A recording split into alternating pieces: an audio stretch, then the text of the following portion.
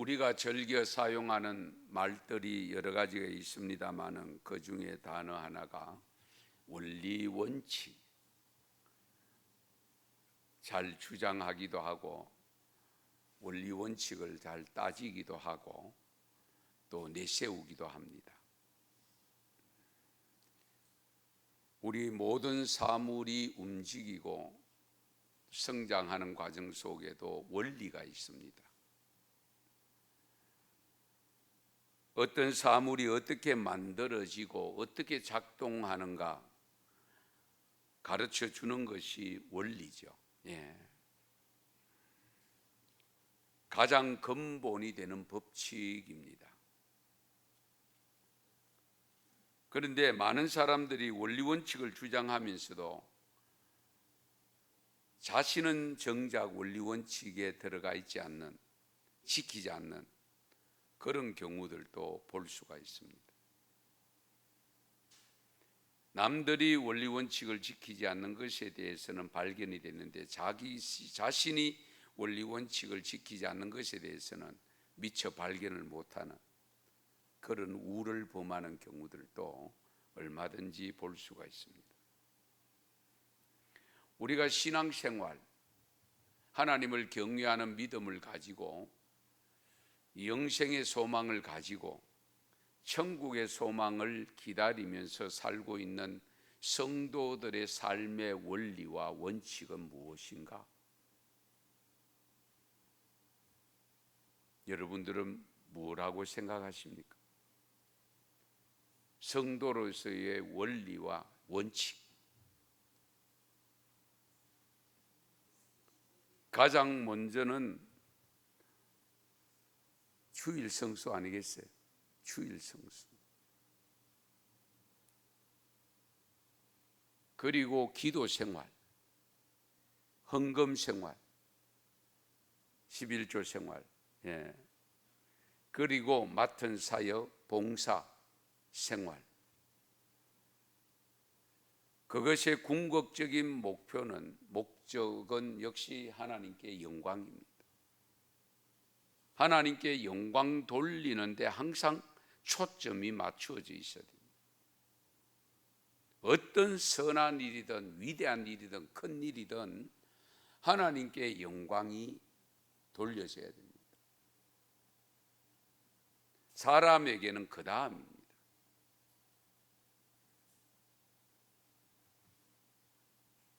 그런데 예루살렘에 있던 유대 기독교인들이 베드로가 이방인 고넬료 집에 가서 설교를 했다는 소문이 들리면서 베드로가 예루살렘에 도착했을 때에 곧바로 비난받기 시작합니다.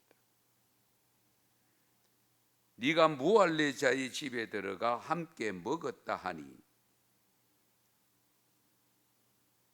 그것이 지난 시간에 지난주에 수요일 때 보셨습니다만 3절에 11장 3절에 있습니다. 네가 무할례 자의 집에 들어가 함께 먹었다 하니, 그러니까 무슨 일이 있었는가에 대해 관심 없어. 무슨 일이 있었는가에 관심이 없고, 어쨌든 자기들이 지키려고 하는 율법이 지켜지지 않았다는 오로지 거기에 초점이 맞춰져 있습니다. 왜 그렇게 됐는가? 분명히 베드로도 우리와 같이 있을 때는 우리 생각하고 똑같았는데, 그런데 베드로가 이방인의 집에 갔죠. 설교까지 말씀까지 전했다는 소식을 들었으면 도대체 무슨 일이 있었길래 그렇게 되었나? 이 정도는 생각해 봐야 되지 않겠어요?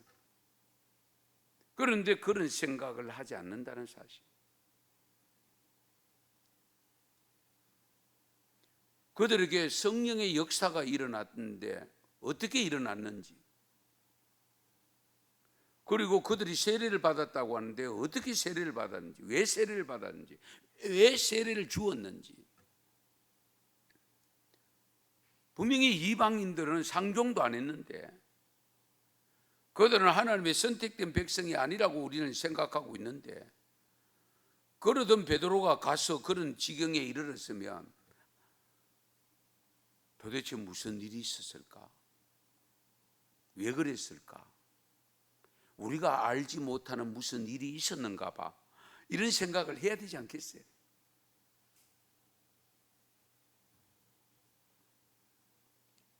그래서 비난을 받은 베드로가 정중하게 자신이 그동안 겪었던 이야기를 간정으로 일러줍니다.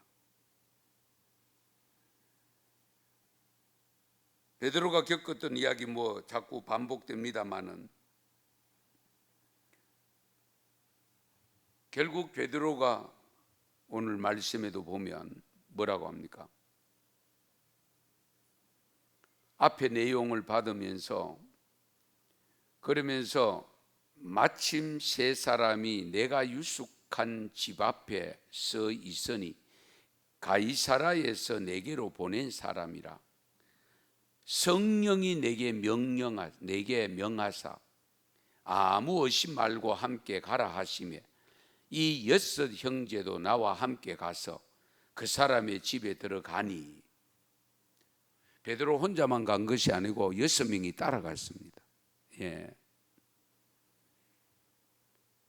6명이 따라갔기 때문에 정인이 될 수 있죠.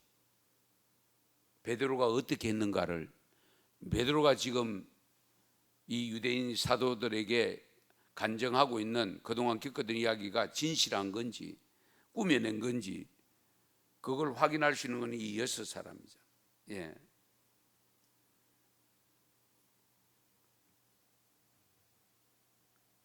어쨌든 그리스도인들은 항상 법을 준수해야 한다는 사실인데 법에는 여러 가지 유형이 있는 것을 우리가 기억해야 됩니다. 일반적인 법에도 우리 헌법이 있고 율법이 있고 율법전서가 있고 별의별 법들이 우리가 다 알 수 없는 법들이 너무 많잖아요. 그죠? 또 상관없는 법들도 없지 않아 있고요. 신앙생활하는 우리들에게도 법이 있는데 우리는 세상의 법보다는 신앙의 법이 우선 되어져야 되겠죠. 법 중에 최고의 법은 하나님의 말씀입니다. 성경입니다. 우리 교단에도 헌법이 있습니다. 노예에도 규칙이 있습니다. 교회들도 보면 나름대로 교회 전체 은혜스럽게 되도록 하기 위해서 규약이 있습니다. 저희 교회도 규약을 새롭게 지금 만들고 있습니다. 사실은. 그러나 그 어떤 법보다도 우리에게 가장 우선순위는 하나님 말씀입니다. 세상의 법에서는 헌법이 가장 우위입니다. 그렇잖아요. 우리 교단에도 헌법이 있지만은 헌법보다 더 위에 있는 것이 하나님의 법입니다. 그런데 이 교계를 돌아보면 신앙생활을 해보면 우리가 스스로 만드는 법에 얽매여 가지고 하나님의 법을 저버리는, 하나님의 법을 무시해버리는 안타까운 일들이 왕왕 발생합니다. 우리가 만들어 놓은 법 지키려고 하다가 하나님의 법은 정작 못 지키는, 법 가지고 싸우다 보면 어떻게 돼요? 다툼이 일어나고 미움이 생기고 적이 생기고 그렇잖아요. 그런데 성경에는 뭐라고 했어요? 원수도 사랑하라고 했잖아요. 너희끼리 화목하라고 했잖아요.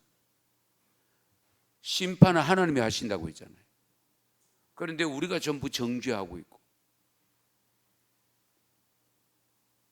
우리가 전부 다 판결을 하고 재판을 하고, 정말 우리가 주님 앞에 가봐야 돼요.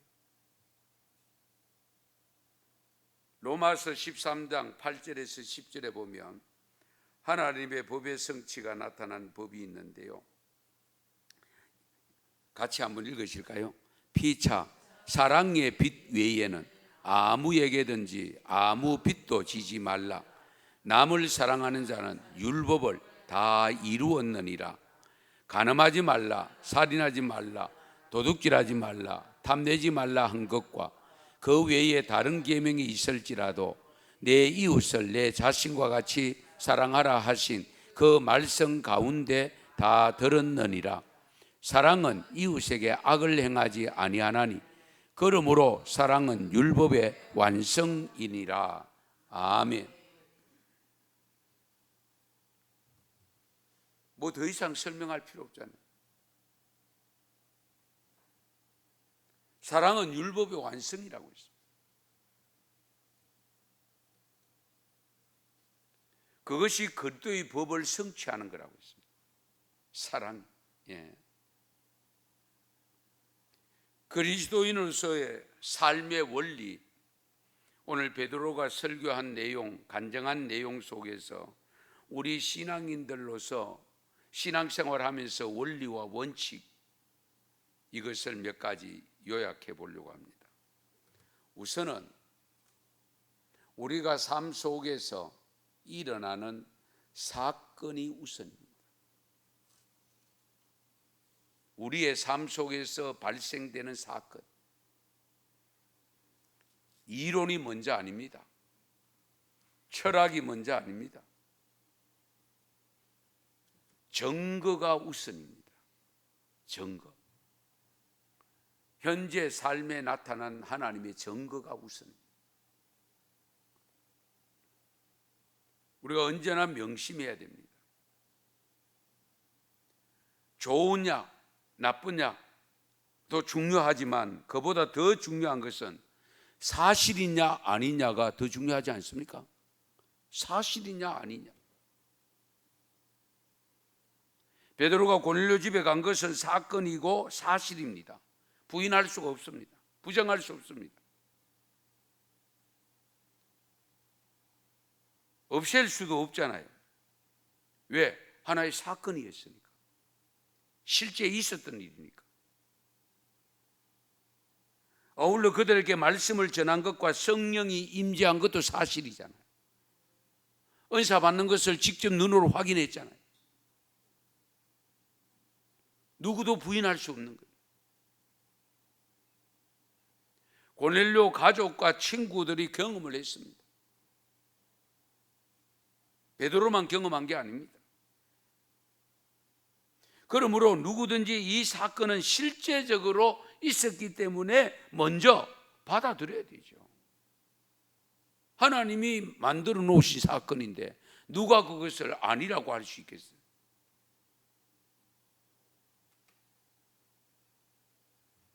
그래서 조금 전에도 보셨지만은 베드로가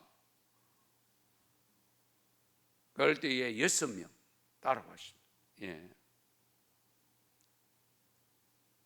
그럼 베드로까지 합하면 7명이잖아요. 로마 사람들은요, 유서나 계약서를 쓸 때에 인장으로 거기다 사인을 하는데 7명을 해야 된답니다. 예. 그래야 공식적으로 인정되는 서류가 된뒤 완성된 문서가 되는 거죠. 아마도 우리 하나님은 보다 분명하게 베드로의 혼자 고백만으로는 저 남은 사도들이 유대인들이 잘 안 받아들일 수 있다는 생각을 하셨는지도 몰라요. 그러니까 6명 다른 제자들을 보냈죠. 다른 사람. 예. 오늘날도 마찬가지입니다. 그래서 확실한 신앙이 되려고 하면 제가 늘 강조하지만 체험적 신앙이어야 됩니다. 왜? 그건 사실이니까. 그건 사건이니까. 부정할 수가 없잖아요. 실제로 있었던 일이니까 부인할 수가 없는 거예요.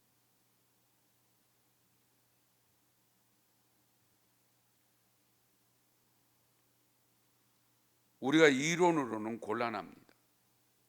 설득으로 잘 안 됩니다.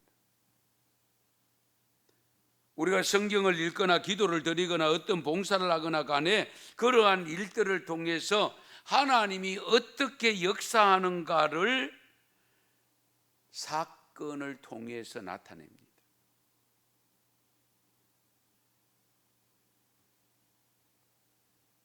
사실 또 그렇게 나타나야 하고요. 그래야 쉽게 믿고 쉽게 수용하게 되어지고 보다 확실한 믿음으로 나아가게 됩니다. 왜? 사건이 있었으니까. 실제적으로 일어난 사건이니까.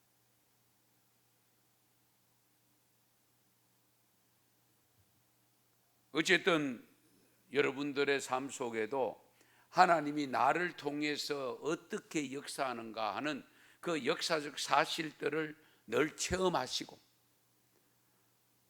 하나님이 분명히 보여준 것이나 하나님이 내게 이렇게 세워주신 것이나 환상을 통해서든지 꿈을 통해서든지 실제 현상을 통해서든지 나타나는 그 사건들을 중요시 여기시기를 바랍니다.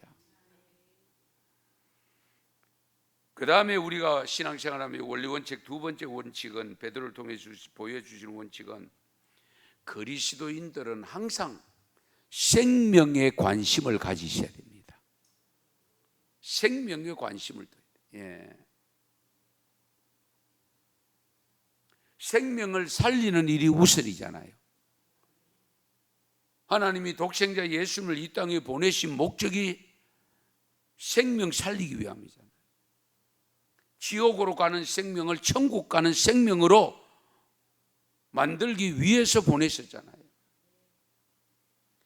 그래서 어쨌든 우리 성도들은 생명에 관심을 가지셔야 돼요. 그래서 여러분들 가슴 속에는 항상 전도할 대상자가 마음속에 있어야 되고 그 생명들을 위해서 기도를 꾸준히 하셔야 됩니다.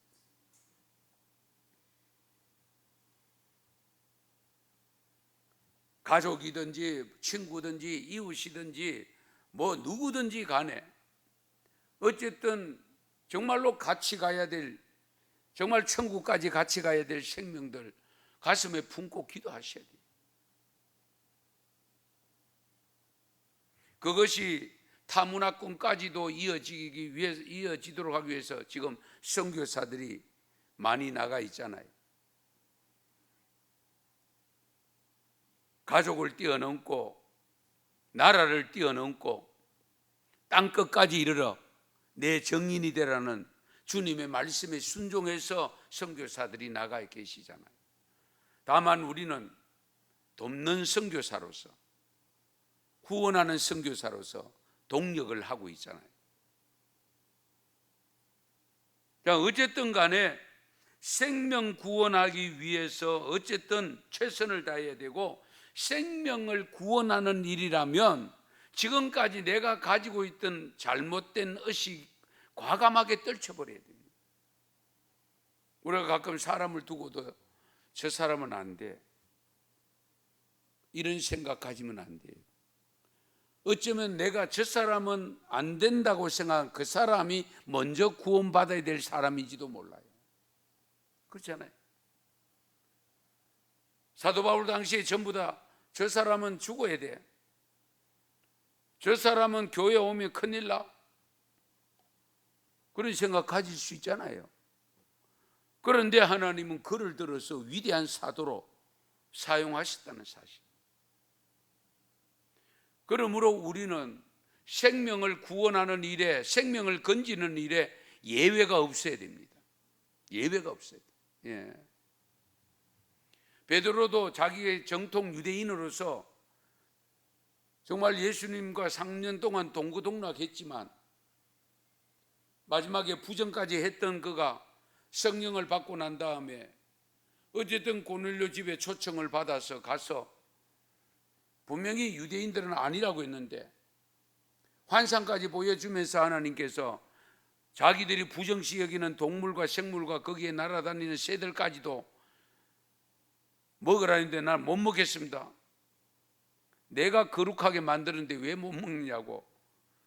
그래서 3번이나 있고 난 다음에 없어지고 난 다음에 바로 고넬료가 보낸 사람 세 사람이 문 앞에 와서 베드로를 찾고 있을 때에 아하, 성령께서 저 사람들 따라가라.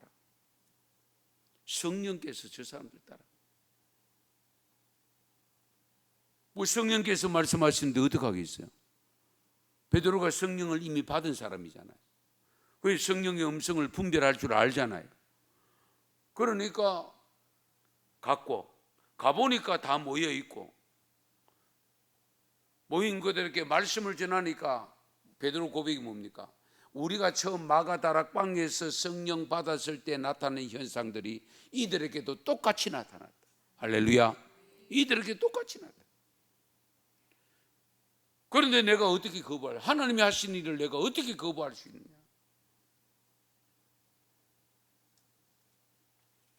그래서 우리는 교회가 크냐 적었냐를 떠나서, 적으니까 부흥돼야 되고 생명에 더 관심 있고 크니까 이만큼 하면 됐다. 아닙니다.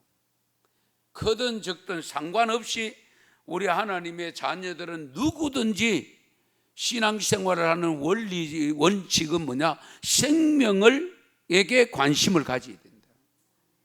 예, 이 점을 항상 염두에 둬요. 그러면 하나님께서 이방인에게도 생명 얻는 회개를 주셨다는 거죠. 예, 이방인에게도 생명 얻는 회개를 주셨다. 그런 측면에서 여러분들이 뭐 교회 부흥해야 된다. 전도 안 하고 어떻게 부흥해요?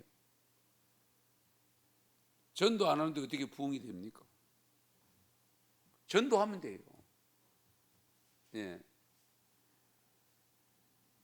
그런 측면에서 우리가 기본적으로 해야 될 것만 잘해도 하나님의 교회는 부흥되겠죠. 예. 남 보고 뭐 하라 할 거 없고요. 내가 먼저 하면 돼요. 내가 먼저. 예. 어쨌든 우리 언성교회 교우들은 앞으로도 생명, 정말로 죽어가는 생명, 한 생명, 그 한 영혼, 그 생명을 귀히 여기는 삶이 되시기 바랍니다. 그 다음에 세 번째 원리 원칙은 항상 성령님의 도우심을 받으셔야 됩니다. 성령님의 인도하심을 받아야 돼요. 성령님께서 베드로에게 아무 의심하지 말고 함께 가라. 그래서 15절 말씀을 보면 내가 말을 시작할 때에 성령이 그들에게 임하시기를 처음 우리에게 하신 것 같이 하는지라. 오늘날도 마찬가지입니다. 그는 제가 늘 성령을 강조하는데요, 어쨌든 성령 충만 받으셔야 되고, 내가 성령 충만 받으셔야 되고, 성령이 하시는 일인지 사탄이 하는 일인지를 분별할 수 있는 지혜를 가지고, 성령이 하신 일이라면 다른 거 없어요. 무조건 순종밖에 없습니다. 순종이에요. 예. 그래서 사도행전 16장 6절 7절에 이런 말씀이 있습니다. 같이 읽습니다. 성령이 아시아에서 말씀을 전하지 못하게 하시거늘 그들이 버루기아와 갈라디아 땅으로 다녀가 무시아 앞에 이르러 비두니아로 가고자 애쓰되 예수의 영이 허락하지 아니하는지라. 아멘. 성령이 아시아에서 말씀을 전하지 못하게 하시거늘 그들이 버루기아와 갈라디아 땅으로 다녀가서 무시아 앞에 이르러 비두니아로 가려고 하는데 예수님의 영이 허락지 않았다. 예수의 영이 성령이잖아요. 하나님의 영이잖아요. 어쨌든 이 사도 바울은 결국 자기가 가고자 했던 곳으로 가지 못합니다. 왜? 성령님이 거리로 인도 안 했어요. 아마 여러분들도 신앙생활하면서 이런 경우 얼마든지 있을 수 있습니다.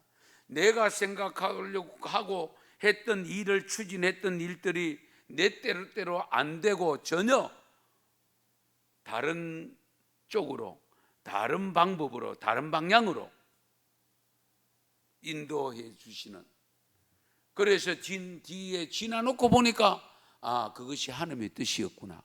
늦게서야 깨닫는 경우들이 있습니다. 처음에 잘 모를 때가 있죠.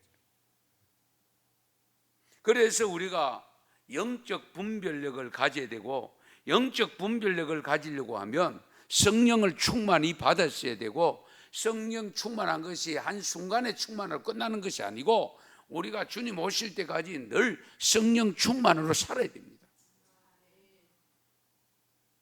그런데 사탄은 그 성령을 자꾸 쏟아붓게 만들잖아요. 예. 자꾸 성령을 거르치게 만들고 사탄의 미혹을 받고 유혹을 받게 만드는 이런 것을 삼가 조심해야 돼요.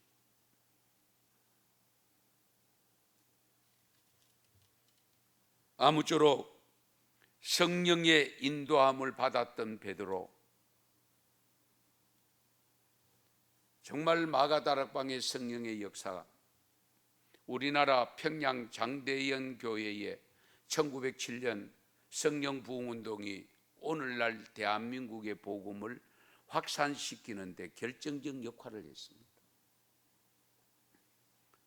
그런 의미에서 지금 점점 쇠퇴해져 가는 우리 기독교 현상에서 지금 다시 성령 충만한 시대로 가야 됩니다.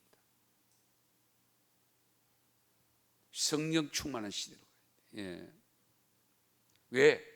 마지막 때까지 우리의 하나님은 성령을 부어주신다고 약속을 하시기 때문에, 성령으로 하지 아니하고는 우리의 신앙이 흔들릴 뿐만 아니고 언제 넘어질지 모릅니다.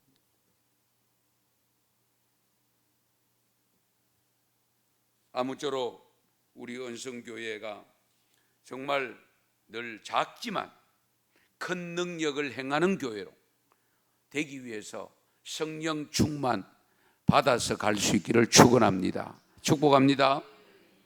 그 다음 네 번째 우선순위, 우리 원리 원칙이 뭐냐면은 말씀이 우선돼야 됩니다.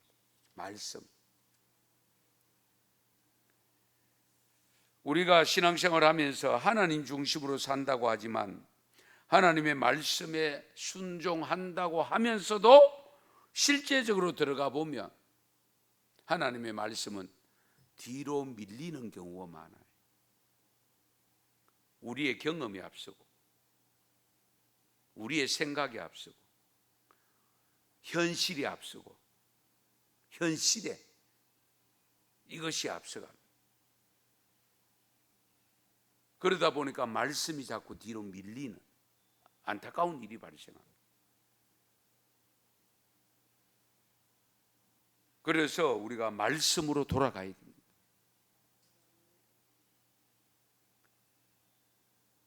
성경에서 훌륭한 인물치고 말씀을 무시한 사람은 아무도 없습니다. 오로지 말씀에 순종한 사람들입니다. 예수님이 나귀 새끼를 타고 예루살렘으로 입성하시려고 나귀를 구해 오라고 할 때에 그걸 왜 갖고 가느냐고 묻거들랑 주가 서시겠다 해라.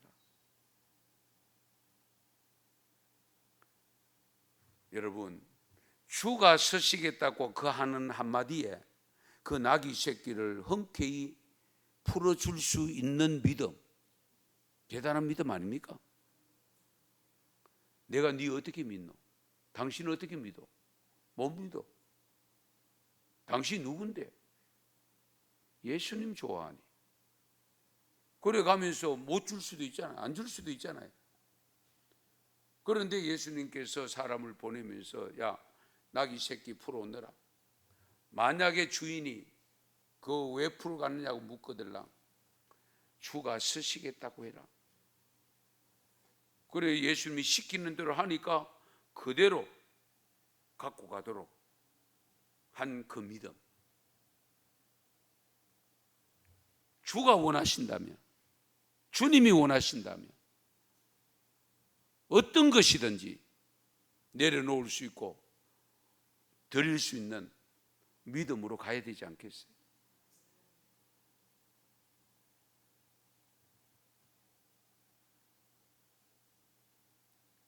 하나님의 말씀에 순종하는 것이 무엇보다 우선되어져야 됩니다. 망설이지 말아야 됩니다. 어떤 후유증이 오건 상관하지 말아야 됩니다. 주님의 말씀이기 때문에 그냥 믿고 따라가는 거예요. 오늘 본문에 보면 고넬료에게 환상을 보여준 내용 중에서 욥바에 있는 베드로를 초청하라고 하신 이유가 네 온 집이 구원받을 말씀을 네게 이르리라. 내 온 집이 구원받을 말씀을 네게 이르리라. 사실 베드로가 고넬료 집에 도착해서 고넬료 말을 듣고 모여있던 사람들께 설교를 시작했고 그때에 성령이 임했잖아요. 성령이 임함을 본 베드로가 주님의 말씀이 생각나서 요한은 물로 세례를 베풀을 것이나 너희는 성령으로 세례를 받으리라고 하신 말씀이 생각났다. 이 말씀에 근거해서 베드로도 고넬료 집에 있는 그 사람들에게 성령 세례를 받는 것을 보고 내가 물 세례를 줬다.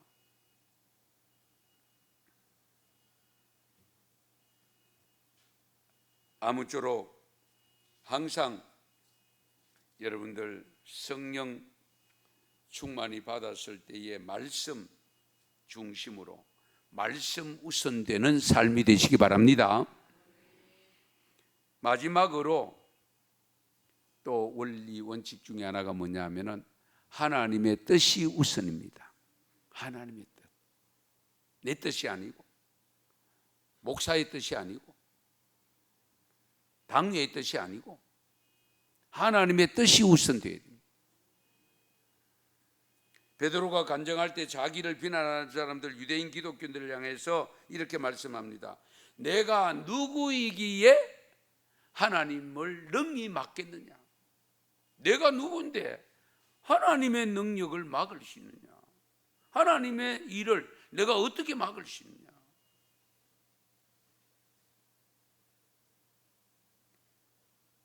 그리고 베드로 자신이 자신을 향해서 내가 누구인데 감히 하나님의 뜻을 막을 수 있겠느냐?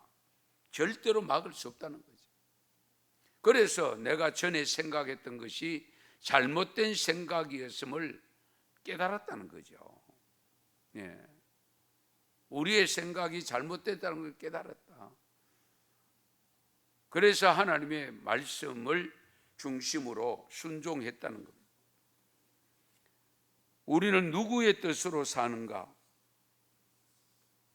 하나님의 뜻대로 나름대로 산다고 하면서도 내 뜻이 앞설 때가 왕왕 발생할 경우를 경험하지 않습니까?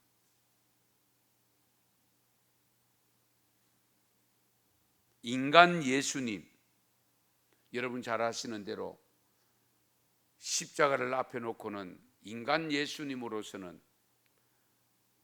그 십자가를 진다는 것이 어떤 고통이 따르는가를 너무 잘 알기 때문에 피하고 싶은 마음이 있었잖아요. 물론 예수님 자신이 그런 마음이 있었다기보다는 바로 우리의 마음을 대변해 준 내용입니다. 우리의 마음을 대변해.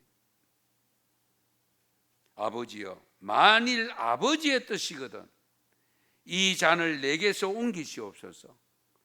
그러나 나의 원대로 마옵시고 아버지의 원대로 되기를 원하나이다. 할렐루야. 아버지의 원대로 되기를 원합니다. 나의 뜻은 이 잔이 고난의 잔이 지나가기를 원합니다. 그러나 나의 뜻대로 마옵시고 아버지의 뜻대로 하옵소서. 참 멋지잖아요. 그래서 마태복음 7장 21절에 보면 예수님께서 일러주신 말씀이 있습니다. 나더러 주여 주여 하는 자마다 다 천국에 들어가는 것이 아니요 다만 하늘에 계신 내 아버지의 뜻대로 행하는 자라야 들어가리라. 할렐루야. 아버지의 뜻대로 행하는 자. 우리가 이 땅 위에 살면서 생활하면서 정말 삼가 조심해야 될 것이 내 뜻 자꾸 이야기하면 안 돼. 내 생각 이야기하면 안 돼. 내 생각이라 할지라도 그것이 하나님의 성령을 통해서 감동으로 된 생각이냐 하는 것을 늘 검토하셔야 됩니다. 예.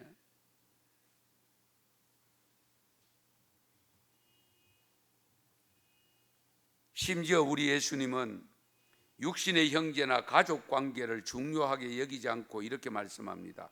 마태복음 12장 50절에 보면 누구든지 하늘에 계신 내 아버지의 뜻대로 하는 자가 내 형제요 자매요 내 어머니라 하시더라.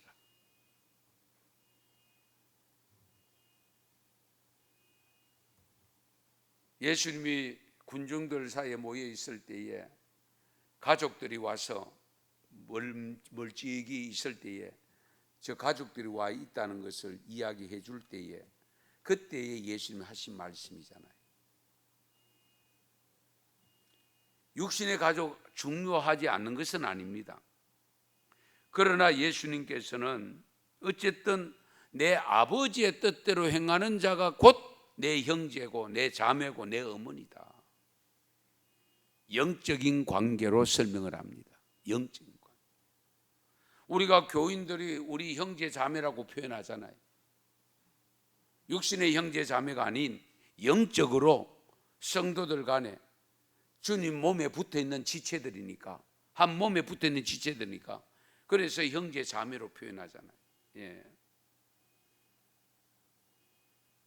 어쨌든 문화적으로 전통적으로 관습적으로 안 된다고 생각하지만 하나님의 뜻이 우선이고 말씀이 우선이고 성령 인도함을 받는 것이 우선이라는 것, 그리고 생명을 구원시키는 것이 우선이다. 전통보다는 일어난 사건이 우선이다. 우리도 가끔 전통이 그런데 옛날에는 이렇게 했는데 이런 것을 앞세울 때가 있습니다. 그런 것을 삼가 조심해야 돼요. 현재 하나님께서 나와 함께 어떻게 하시는가, 성령께서 뭐라고 하시는가, 하나님이 뭐라고 말씀하시는가, 그걸 우선시 여겨야 되는데 우리가 옛날 자꾸 생각하면 오늘 본문 18절 말씀 읽고 마칠게요. 같이 읽습니다. 그들이 이 말을 듣고 잠잠하여 하나님께 영광을 돌려 이르되 그러면 하나님께서 이방인에게도 생명 얻는 회개를 주셨도다 하니라. 아멘. 위대한 깨달음이 왔습니다. 예.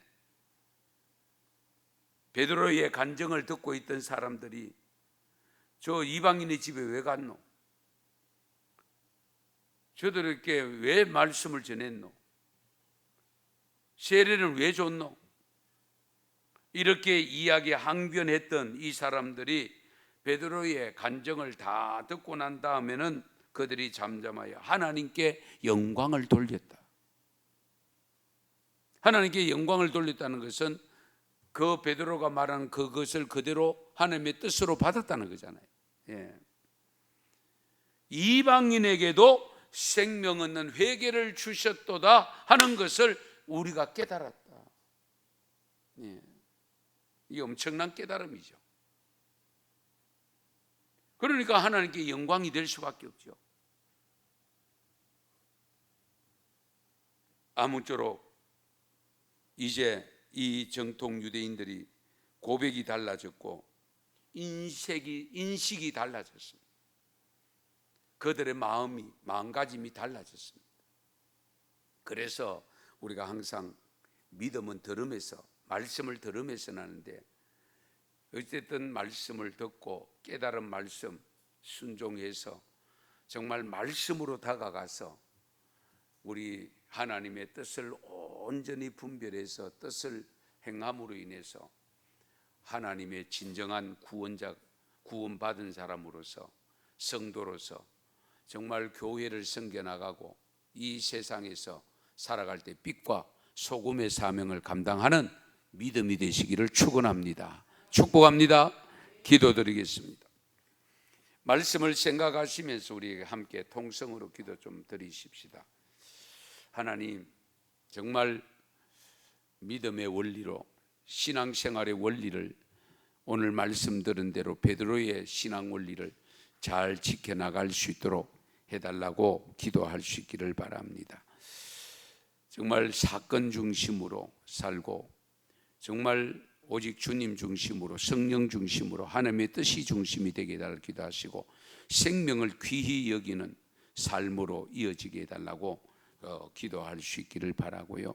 우리 언성교회가 성령이 충만한 교회가 되게 해달라고 기도하시고 영유아부부터 우리 노년에 이르기까지 실버팀에 이르기까지 성령 충만한 성도들로 가득 차서 정말 마지막 시대에 하나님께 영광 돌리고 하나님 앞에 쓰임받는 교회가 되게 해달라고 우리 주님 한번 부르고 통성으로 기도합니다.